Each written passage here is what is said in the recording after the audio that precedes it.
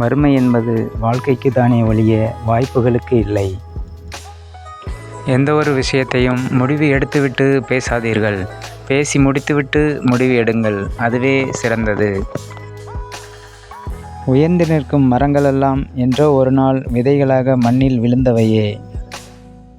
காயப்படுத்தியவர்களை கடந்து போகும் சூழல் வந்தால் புன்னகைத்துவிட்டு செல்லுங்கள். அதுவே அவர்களுக்கு சிறந்த தண்டனை. நீங்கள் ஒரு வாய்ப்பை தவறவிட்டால் அழுகையால் நிரப்பாதீர்கள். கண்ணீர் உங்கள் முன் இன்னொரு வாய்ப்பை மறைத்துவிடும். எதுவும் இல்லாத போது சமாளிக்கும் திறமையும், எல்லாம் இருக்கும்போது நடந்து கொள்ளும் முறையுமே வெற்றியை தீர்மானிக்கிறது. மறந்து விடாதீர்கள், உங்கள் வாழ்க்கையில் ஒவ்வொரு நாளும் உங்கள் சரித்திரத்தில் ஒவ்வொரு பக்கமாகும். நீ உன் பாதையில் போய்கொண்டிரு. விமர்சிப்போரை விட்டுவிடு. ஏனெனில் அவர்களுக்கு பாதை என்பதே கிடையாது.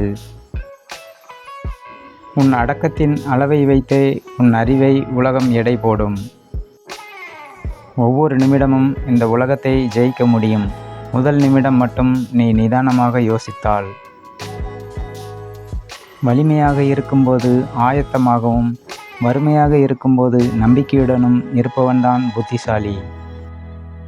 நான் எதையும் சாதிக்க வல்லவன் என்று சொல். நீ உறுதியுடன் இருந்தால் பாம்பின் விஷம் கூட சக்தியற்றதாகிவிடும். மற்றவர்களுக்கு பாவம் பார்த்தே நம்மில் பலர் பாவமான நிலைக்கு தள்ளப்படுகிறோம்.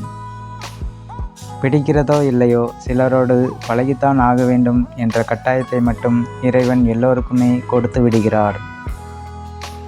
பெருமைக்காக செய்யும் செயல்களில் பெரும்பாலும் உண்மை இருப்பதில்லை. சினத்தை அடக்கினால் சிகரமாய் உயரலாம். இல்லையேல் அச்சினமே உன்னை சிதைத்துவிடும்.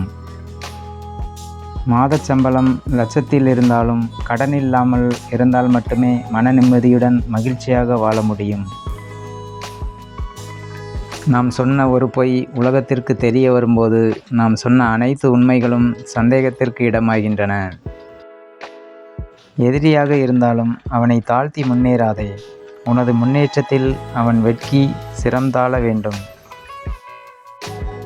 நன்றி, வணக்கம். இந்த வீடியோ பிடிச்சிருந்தா லைக் பண்ணுங்கள், ஷேர் பண்ணுங்கள், கமெண்ட் பண்ணுங்கள். மறக்காமல் சப்ஸ்கிரைப் பண்ணுங்கள்.